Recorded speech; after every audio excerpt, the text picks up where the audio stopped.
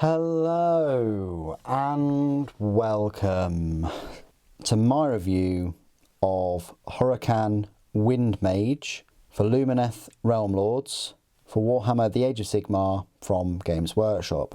Now, one of these miniatures will cost you £26 and comprises of 21 plastic components and a 60mm oval base. At the moment you may think, oh, there's two models there, super, what's going on? Well, the white tack that I'm using to hold him up isn't the best at all. So he would be slipping and falling off that stand if left to his own devices. So he's just using another model as a bit of a prop at the moment. The format of this review is as usual. We'll have a look at the miniature up close, then I'll go through some size comparisons, and finally at the end I'll go through all of his rules found in a 3rd edition battle tome. So let's have a look at the miniature himself. Now, when I first saw him, I thought, oh wow, that's like right up my street. That's so Dragon Ball Z. You know, there's a character that is surfing on a cloud. That's awesome.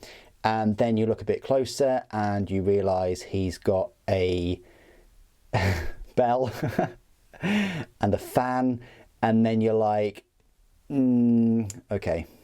I mean, at the end of the day, he's a wizard and he's a wind mage. I get it, but yeah, it would have been better if he was just like holding an RPG, let's face it. Anyway, so you've got, I just like the movement of this. If you can pull off the cloud, clouds and fire and things are always tricky to pull off on plastic miniatures compared to resin, but the miniature himself is well detailed, lots of intricate details and things, and I like the sense of speed and action that this model is portraying. Very cool horns on the top there on the helmet, and then the base itself I would have preferred a bit more than like just a little tree and some wheat or whatever it is. It would have been nice to have some creatures, maybe, I don't know, or an owl, or I don't know, just something. I think there's something missing to have him and this, but yeah, overall pretty nice miniature. You know, if you can pull it off and you know, get it right. I've left it off because I want to sort of not spray it while it's on this stand at some point, probably in the next 20 years. But yeah, pretty nice miniature. It's called a Fan of Redirection and an Aspiragillum. We'll understand how they work in the rules portion of the review. Let's go through some size comparisons first of all though. So if we just prop him up again. So size comparisons, here's Lyrior. Lyrior is taller, well the spear at least. Severeth, who's a spirit of the wind, is still a fair bit taller. This is the thing with the 2nd edition, we had a lot of tall miniatures. 2nd edition, 2nd wave of Lumineth. Here's a banner blade. So Severeth, Lyrior and the banner blade are all taller than him. You're not going to find many miniatures that aren't. I mean, the twins are shorter. These wind chargers are shorter, but he's definitely here in the sort of top 4, isn't he? So in terms of sizes, and of course, yeah, a Blade Lord will be smaller, so he will rise above your standard sort of troops and things. And compared to some 40k miniatures, so we've got a Space Marine, Primaris and Slime Marbo, yeah, he's going to be a fair bit taller than those. Okay, in this part of my review I will go through the rules for the Hurakan Windmage. He is of course joined there with his prop, typically a Cenari Caligrave, but the Hurakan Windmage will cost you 120 points and is classed as a leader.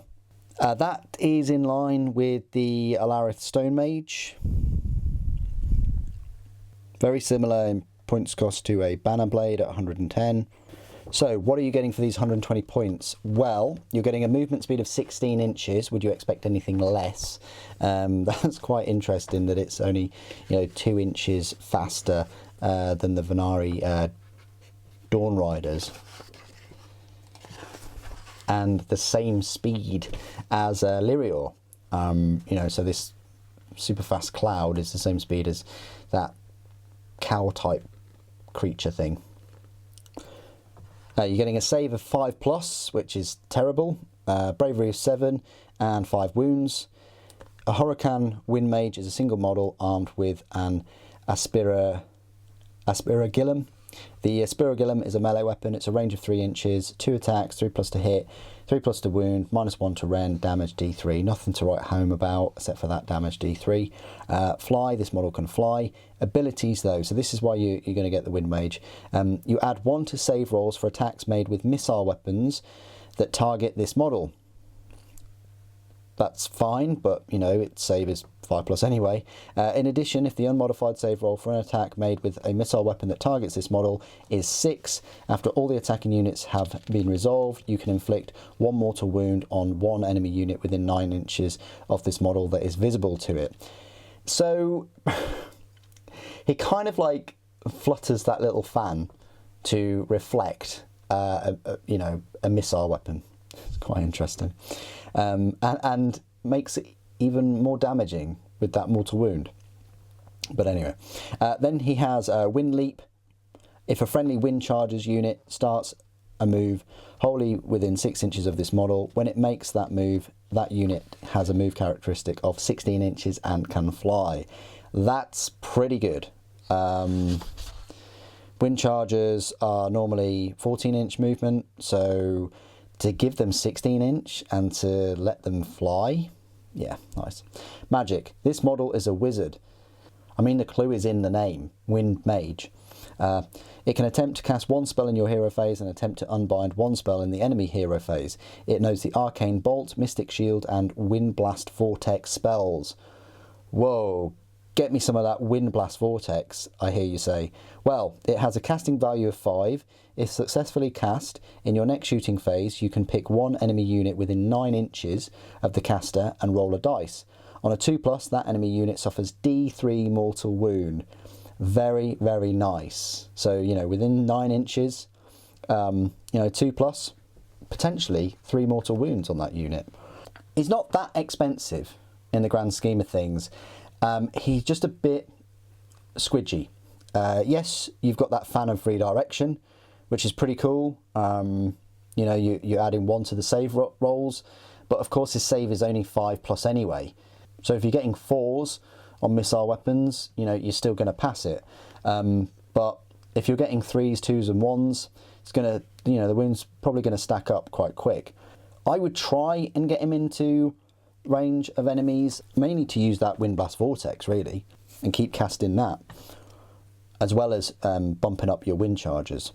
I think he's a cool model. Obviously, any character on a cloud is pretty cool to me. But what do you guys think of the model and the rules? Please do put your thoughts and opinions down in the comments below. Good to hear from you. Thank you for watching. The Emperor Protects.